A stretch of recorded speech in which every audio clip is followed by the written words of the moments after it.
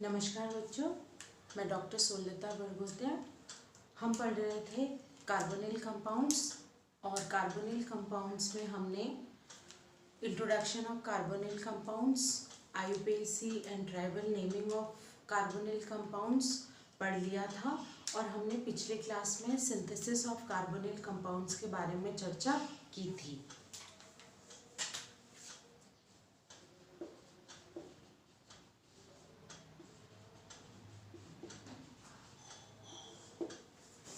तो बच्चों, जब हम सिंथेसिस ऑफ कार्बोनिल कंपाउंड्स के बारे में चर्चा कर रहे थे तो हमने डिफरेंट मेथड्स पढ़े थे कि हम किस किस से जो है कार्बोनिल कंपाउंड्स यानी एल्डिहाइड और कीटोन का सिंथेसिस कर सकते हैं। हमने कुछ मेथड्स का डिस्कशन भी किया था, जैसे हम अल्कोहल से कैसे कार्बोनिल कंपाउंड्स को सिंथेसाइज कर सकते हैं, हम कार्बोक्सिलिक एसिड सॉल्ट डेरिवेटिव्स से कैसे कार्बोनिल कंपाउंड्स का सिंथेसिस कर सकते हैं। आज की क्लास में हम कुछ और नए मेथड्स पढ़ेंगे जिससे हम कार्बोनिल कंपाउंड्स को सिंथेसाइज कर सकते हैं। तो एक रिवीजन के तौर पे मैं बता देती हूँ कि एल्डिहाइड और कीटोन ग्रुप होता क्या है। अगर हम किसी भी कार्बोनिल ग्रुप के ऊपर एक तरफ एल्काइल चेन जोड़ें और एक तरफ हाइड्रोजन जुड़ा रहे, यानी ये होता है हमारा फॉर्माइल या एल्डिहाइड ग्रुप। फॉर्माइल या एल्डिहाइड ग्रुप ये हमारा एक मोनोवैलेंट ग्रुप है, मोनोवैलेंट ग्रुप है, ठीक है। अगर हम कार्बोनिल ग्रुप के ऊपर दोनों साइड से एल्काइल चेन जोड़ लें तो इसको हम कहते हैं कीटोनिक ग्रुप। कीटोनिक ग्रुप ये हमारा बाइवेलेंट ग्रुप है, क्योंकि ये दोनों साइड से एल्काइल चेन से जुड़ा हुआ है और ये यहाँ पे सिर्फ एक साइड एल्काइल चेन से जुड़ा हुआ है। तो आगे जो कार्बोनिल कंपाउंड की सिंथेसिस है उसमें हम आगे चर्चा करते हैं कि हम और कौन कौन से मेथड से कार्बोनिल कंपाउंड को सिंथेसाइज कर सकते हैं। इसमें सबसे पहले हम आज डिस्कस करते हैं फ्रॉम जेम डाइहैलाइड्स। जेम डाइहैलाइड्स आज हम चर्चा करेंगे सिंथेसिस फ्रॉम जेम डाइहैलाइड्स। जेम डाइहैलाइड्स क्या होते हैं बच्चों? जेम मतलब होता है एक ही कार्बन पे दो हैलाइड्स का होना।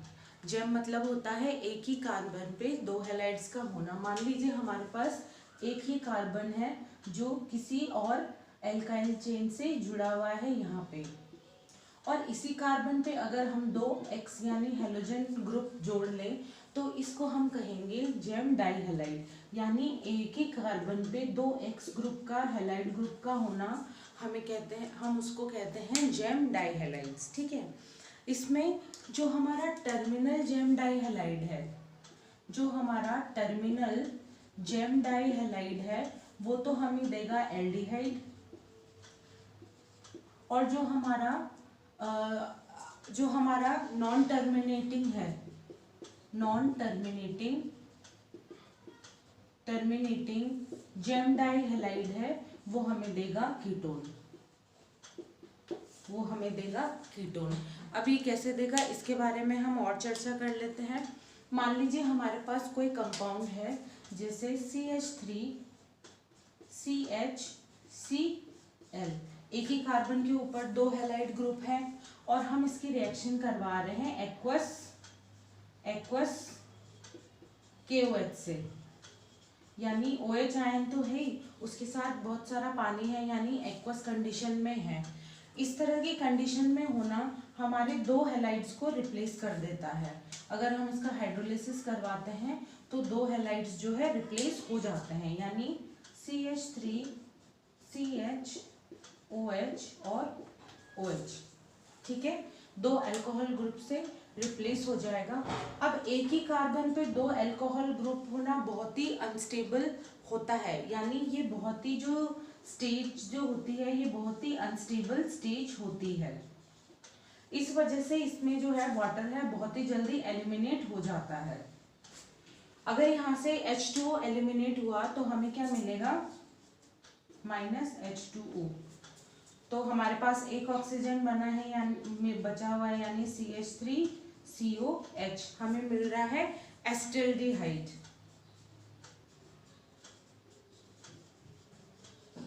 हमें मिल रहा है एसिटाल्डिहाइड।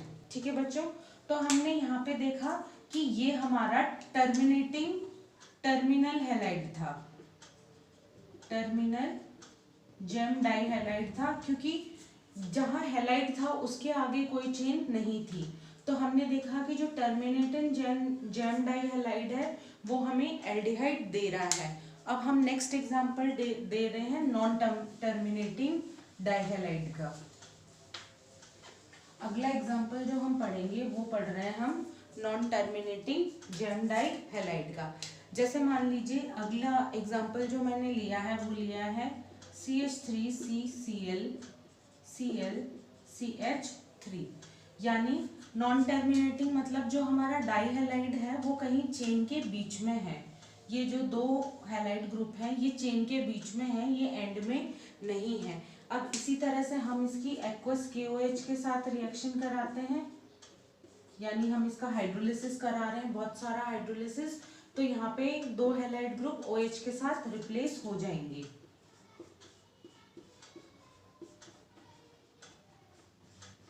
दो हैलाइड ग्रुप OH के साथ रिप्लेस हो जाएंगे। अब इस कंडीशन में ये जो स्टेज होती है ये बहुत ही अनस्टेबल स्टेज है। इसके साथ हमारे H2O एलिमिनेट हो जाएगा।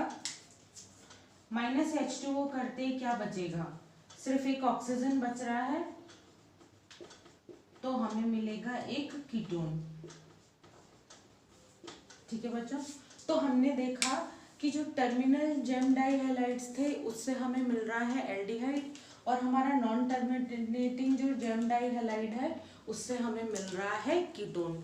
तो इस तरह से भी हम एल्डिहाइड या कीटोन की प्रिपरेशन कर सकते हैं।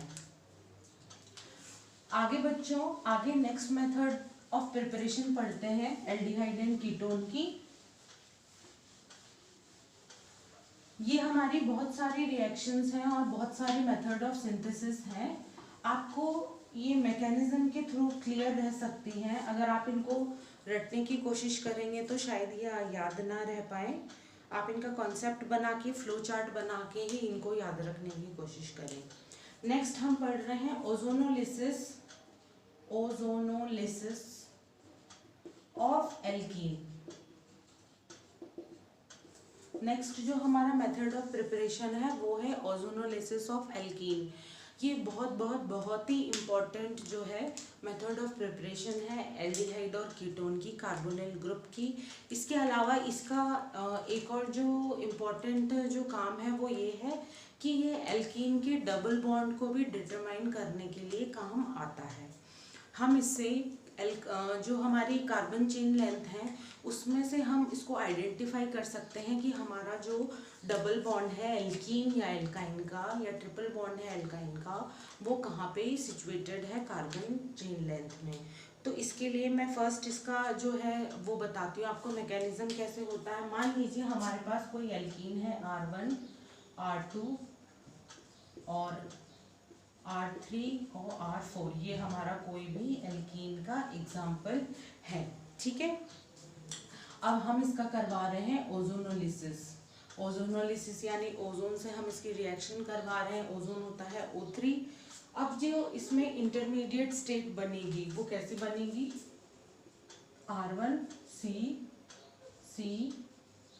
R3, ये R2 और ये R4। हमने क्या किया, ये डबल बॉन्ड हट गया, एज इट इज R1 और R2 एज इट इज यहाँ पर है। ये कार्बन कार्बन है हमारा, जैसे ये कार्बन कार्बन है। R3 and R4 as it is यहाँ पे है, वैसे कि वैसे यहाँ पर है। और एक रिंग चेन स्ट्रक्चर बन रहा है ओजोन के साथ। रिंग चेन स्ट्रक्चर बनेगा ओजोन के साथ। इसको हम कहेंगे मोनो ओजोनाइड। इस स्ट्रक्चर हम कहते हैं मोनो ओजोनाइड। अब आपको क्या करना है इसमें, नेक्स्ट आपको इस तरह से इस रिंग स्ट्रक्चर को तोड़ना है कि एक ऑक्सीजन एक कार्बन के साथ जाए और दूसरा ऑक्सीजन दूसरे कार्बन के साथ चला जाए। ठीक है, इस तरह से आपको इसमें जोड़ना है। नेक्स्ट हो जो है हम आगे इसकी रिएक्शन कराते हैं zinc and methyl dimethyl sulphide से जो है इसकी रिएक्शन करवाते हैं। अब इसके रिएक्शन कराने से हमें क्या हो रहा है, हमें दो मॉलिक्यूल्स अलग अलग जो है कार्बोनिल कंपाउंड के मिलेगी, यानी यहाँ से अगर बॉन्ड टूटेगा तो एक ऑक्सीजन इस कार्बन के साथ, एक ऑक्सीजन इस कार्बन के साथ, तो हमें एक मॉलिक्यूल मिलेगा R1 R2 इस कीटोन का, नेक्स्ट मॉलिक्यूल मिलेगा R3 एंड R4 इस कीटोन का, और जो हमारा ये वाला ऑक्सीजन बचा है अगर हम उसमें जिंक यूज कर रहे हैं तो हमें ZnO मिलेगा, या हम डाइमिथाइल सल्फाइड यूज कर रहे हैं तो हमें डाइमिथाइल सल्फाइड ऑक्साइड मिलेगा। ठीक है, तो इस तरह से जो है हम इसको एल्कीन को एल्डिहाइड यानी कार्बोनिल ग्रुप में कन्वर्ट कर सकते हैं। आगे हम इसका एक और एग्जांपल देखते हैं। जैसे हमारे पास कोई भी एल्कीन चेन है CH3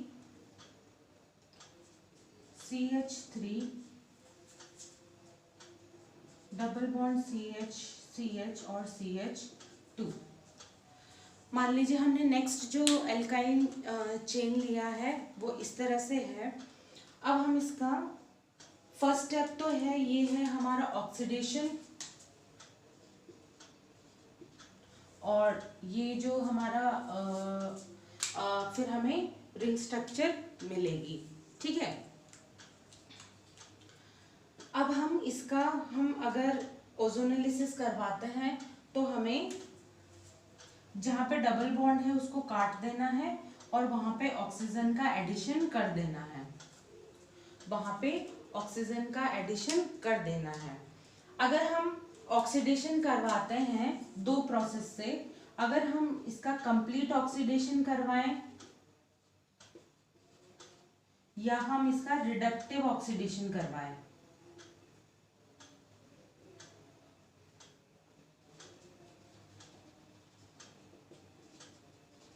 ठीक है।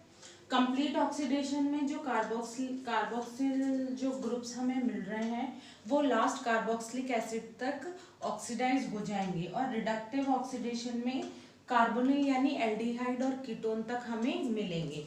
सबसे बड़ी बात ध्यान देने वाली बात यह है कि कीटोन का कभी फर्दर ऑक्सीडेशन नहीं होता। Ketone further does not oxidise. तो हमें हमेशा कार्बोनिल कंपाउंड्स में ये बात ध्यान रखनी है कि जो कीटोन है उसका फर्दर कभी ऑक्सीडेशन नहीं होगा। तो फर्स्ट जो हमें यहाँ पे इसको तोड़ने से जो हमें ओजोनाइड के फॉर्म में जो मिल रहा है वो फर्स्ट हमें मिल रहा है कीटोन यानी CH3COCH3।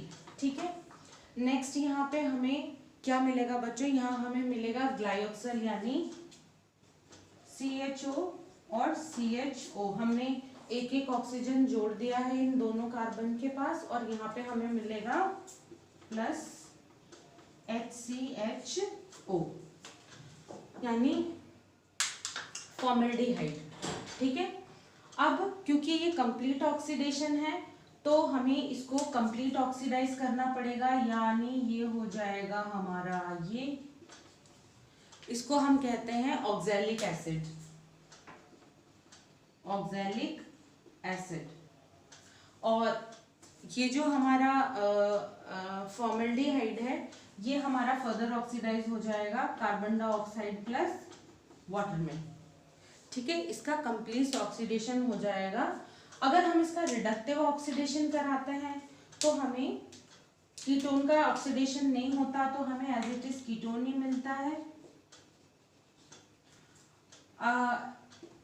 रिडक्टिव ऑक्सीडेशन में अगर हम कंप्लीट ऑक्सीडेशन नहीं करवाते हैं तो एज इट इज हमें मिलेगा ग्लाइऑक्सल, इसको हम कहते हैं ग्लाइऑक्सल, और हमें मिलेगा फॉर्मेल्डिहाइड,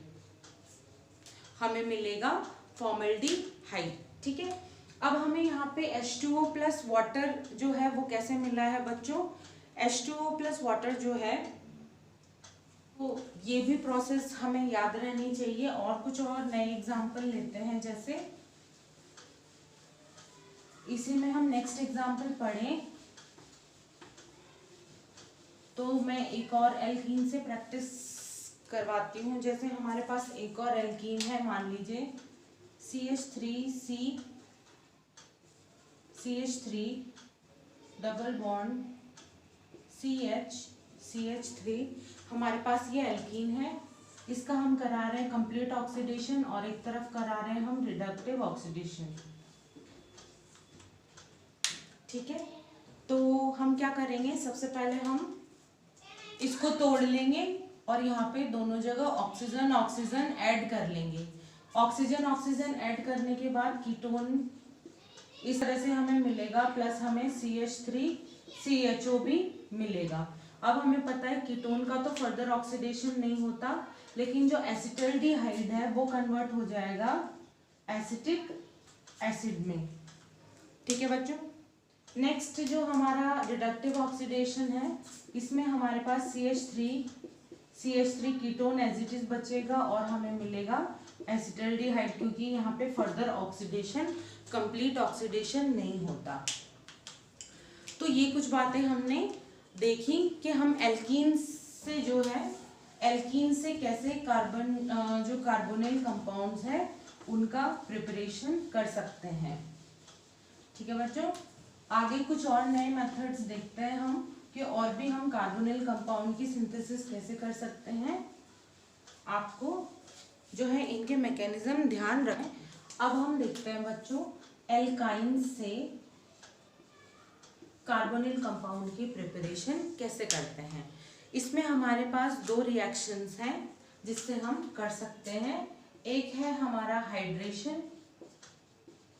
हाइड्रेशन और दूसरा है हमारा हाइड्रोबोरेशन।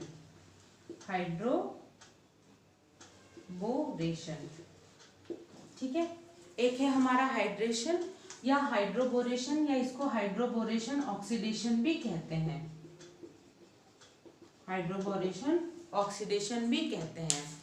हाइड्रेशन जो है इसको कुचेरोव रिएक्शन, बहुत ही फेमस जो रिएक्शन है इसका नाम है कुचेरोव रिएक्शन। ठीक है, इसमें हम 1% HgSO4 और हम इसके साथ में लेते हैं डाइल्यूट H2SO4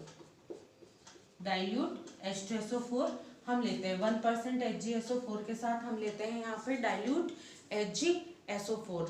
हाइड्रोबोरेशन ऑक्सीडेशन में हम जो बोरेन की जो हमारे हाइड्राइड्स हैं उनका यूज करते हैं, जैसे B2H6 या हमारा हो गया BH3, इस तरह के डेरिवेटिव्स यूज करते हैं, या फिर हम कहते हैं डाई अल्काइल बोरेन यूज करते हैं। इस तरह के बोरेन के डेरिवेटिव्स यूज करते हैं। अब इनका मैं कुछ एग्जांपल बताती हूँ। जैसे हमारे पास फर्स्ट रिएक्शन है इसकी CH3 एल्काइन, ये हमारा एल्काइन है। इसको फर्स्ट हमने 1% HgSO4 के साथ डाइल्यूट H2SO4 से हमने जो है रिएक्ट करवाया, तो हमें जो है इसका हाइड्रेशन हो जाएगा और हमें मिलेगा CH2।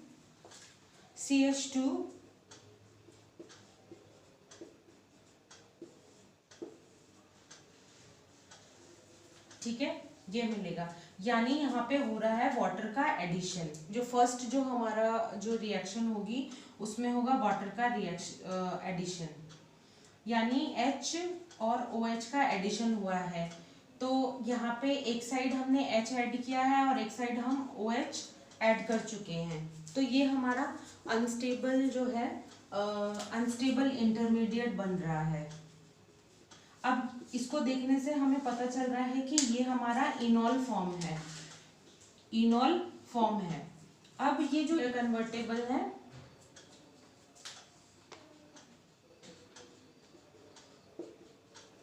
तो यहाँ पे हमें मिल रहा है एसिटल्डिहाइड।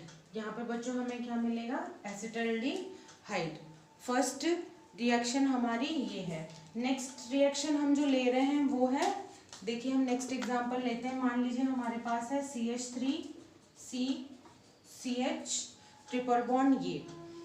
अब देखिए यहाँ पे हमारे पास एल्काइल ग्रुप है, तो एल्काइल ग्रुप अपने इलेक्ट्रॉन्स को देगा, यानी ये इलेक्ट्रॉन का शिफ्ट यहाँ होगा, तो इस वजह से यहाँ पे नेगेटिव चार्ज होगा और यहाँ पे पॉजिटिव चार्ज होगा। पॉजिटिव के पास OH जाना चाहेगा और नेगेटिव के पास H जाना चाहेगा। ये हम एस्टिमेट समझ रहे हैं रिएक्शन को, यानी 1% HgSO4 के साथ डाइल्यूट H2SO4 के साथ अगर कराए तो हमें जो इंटरमीडिएट मिल रहा है वो है CH3COH डबल बॉन्ड CH और H, हमें ये इंटरमीडिएट मिल रहा है। अब इसमें जो है क्या कि ये इनॉल फॉर्म है, तो ये कीटो फॉर्म में कैसे कन्वर्ट होगा, ये इसका H जाएगा यहाँ पे और ये यहाँ पे जाएगा, तो ये हमें मिलेगा कीटोन, यानी ये H जाके इस C से जुड़ जाएगा। तो एक में हमें मिल रहा है एल्डिहाइड और एक में मिल रहा है हमें कीटोन, यानी जो हमारा सिंपलेस्ट एल्कीन है जहाँ पे कोई एल्काइल ग्रुप नहीं है वहां से तो ओनली हमें मिलता है एल्डिहाइड, बाकी ऑल अदर एल्कीन्स, जितने भी सारे एल्कीन्स है अदर एल्कीन्स, उससे हमें कीटोन प्राप्त होगा। ठीक है, अब हम बच्चों बात करते हैं हाइड्रोबोरेशन ऑक्सीडेशन की। हाइड्रोबोरेशन ऑक्सीडेशन में हम फर्स्ट एग्जांपल लेते हैं। मान लीजिए हमारे पास कोई भी हमारे पास है एल्कीन, जैसे RC, ये हमारे पास एल्कीन है और हमारे पास है R2BH, यानी हमारे पास कोई भी डाई एल्काइल बोरेन है। अब ये जो डाई एल्काइल बोरेन है ये होता है लुईस एसिड और ये जो एल्कीन है ये होता है लुईस बेस। क्योंकि यहाँ पे बहुत सारी इलेक्ट्रॉन्स की कमी है तो ये तो एसिड की तरह काम करेगा, और ये देखिए यहाँ पे तो काफी सारी इलेक्ट्रॉन डेंसिटी है तो ये लुईस बेस की तरह काम करेगा। तो ये लुईस बेस जो है लुईस एसिड के साथ जुड़ेगा और इस पे जो हाई इलेक्ट्रॉन डेंसिटी है इसके बोरोन पे, यानी वैकेंट जो है high electron density empty boron के ऑर्बिटल्स में डाल दी जाएगी। तो हमें जो नेक्स्ट इंटरमीडिएट मिलेगा वो क्या मिलेगा बच्चों, इससे हमें मिलेगा RCH double bond CH R2B, CH हमें मिलेगा BR2। ठीक है, ये जो H है यानी हम इसको दो भागों में तोड़ सकते हैं, ये तो हमारा पॉजिटिव पार्ट है और ये हमारा नेगेटिव पार्ट है। ठीक है, तो हमें इंटरमीडिएट ये मिलेगा। अगर हम इसका नेक्स्ट ऑक्सीडेशन करवाएं H2O2 से, H2O ऑक्सीडेशन करवाएं, नेक्स्ट हम इसका ऑक्सीडेशन करवा रहे हैं तो हमें CH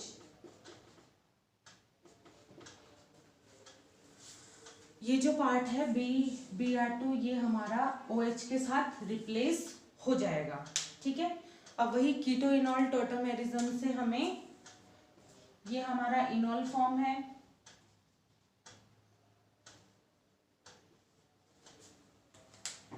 तो हमें क्या मिलेगा,